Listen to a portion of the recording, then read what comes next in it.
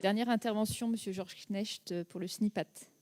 Merci, Monsieur le Ministre, merci Monsieur le Garde des Sceaux. Alors, je vais essayer d'être rapide en partant du général pour aller sur le particulier. J'ai un petit regret, c'est qu'on aurait peut-être pu organiser cette table ronde police-justice en l'imbriquant dans la table ronde police-population. Je m'explique pourquoi. C'est qu'aujourd'hui, quand il y a une mauvaise image comme celle qui peut être perçue entre police et justice, la population parle d'injustice. Et ça se retourne contre nous. Et ce n'est pas forcément une bonne chose pour les rapports entre nos institutions et la population. Donc Olivier a repris des propos que j'avais tenus dans le cadre de cette table ronde sur le fait que le citoyen a peur de la police alors que le délinquant n'en a plus peur. C'est peut-être ça qu'il faut changer. Je crois que c'est David Lebars qui a repris aussi, qui a dit que les gens prenaient une amende de 135 € pour un masque alors qu'il y a des délinquants à côté qui donnaient le sentiment de ne pas être punis. On connaît tous ces situations-là, des gens qui par oubli, mettent pas la ceinture de sécurité pour 300 mètres pour aller chercher un gamin à l'école et qui se font verbaliser, alors qu'à côté de ça, dans ces mêmes quartiers, vous avez des rodéos, y compris hors couvre-feu. Donc vous voyez, ce sentiment d'injustice, il ternit l'image de nos institutions. Mais il n'y a pas que ça. Il y a beaucoup de chiffres qui ont été brandis tout à l'heure. Et moi, je voudrais qu'on fasse attention aux chiffres, parce que les chiffres, on peut leur faire dire ce qu'on veut. Et on a encore en mémoire aussi, Monsieur le Garde des Sceaux, vous en avez parlé tout à l'heure, pour les mains courantes, mais on a encore en mémoire toutes les polémiques sur la culture du chiffre et le taux d'élucidation qu'on a connu il y a quelques années, où vous parliez des gens à qui on incitait de déposer des mains courantes plutôt que des plaintes. Il y avait aussi, pour les cas plus graves, des requêtes parquet. On encourageait à écrire au parquet.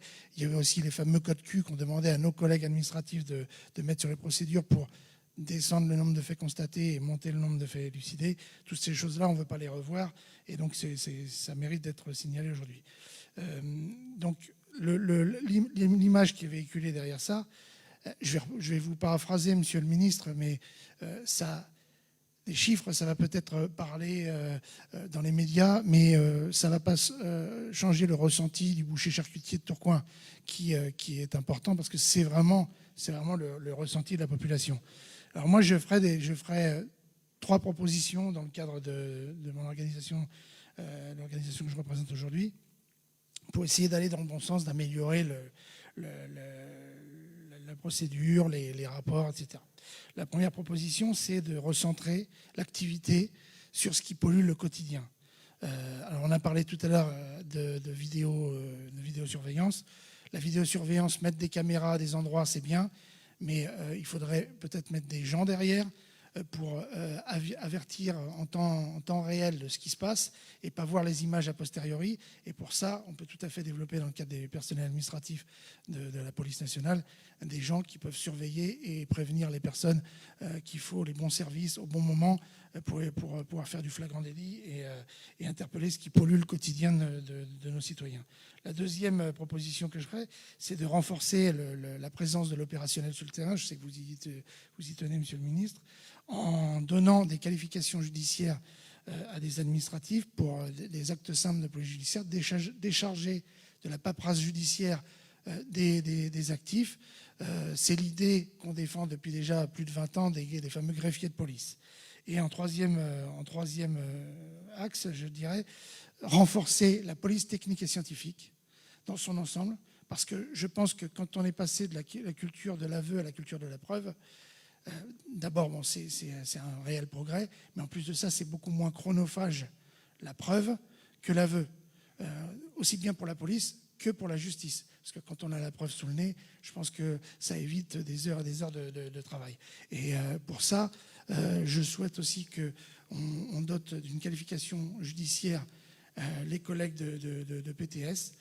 Si vous donnez aujourd'hui une qualification judiciaire aux agents qui prélèvent, ils pourront avoir un lien direct avec le laboratoire de police technique scientifique, gagner en rapidité, en efficacité et décharger les OPJ qui sont actuellement débordés par les affaires.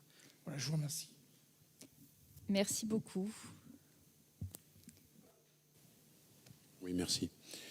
Deux ou trois remarques. Je suis évidemment favorable à ce que vous venez d'exprimer. De la même façon, je suis favorable à ce que les magistrats connaissent mieux la police scientifique. Ça me paraît extrêmement utile, même si on s'éloigne un peu de nos préoccupations.